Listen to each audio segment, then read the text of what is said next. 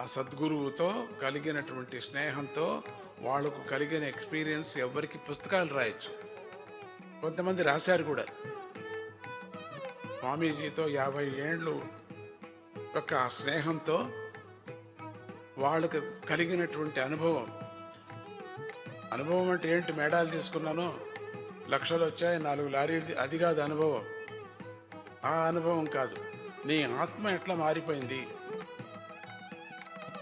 నీ బిహేవియర్ ఎట్లా మారిపోయింది, నీ మనస్సు నీకే తెలుసు, ఇంకెవరికి తెలీదు. నీ చేష్ట నీకు తెలుసు, నీ స్వభావం నీకు తెలుసు. అంతకన్నా విట్నెస్ వేరే లేదు. మీ అమ్మను, మీ టీచర్ని ఎవరిని అడగాల్సిన పని లేదు.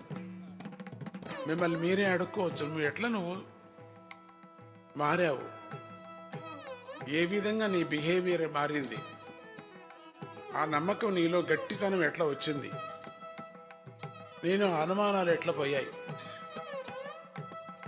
చెప్పకనే చెయ్యకనే అదంతకదే అనుమానాలు పోయేటువంటి పరిస్థితి చాలామందికి ఉంది.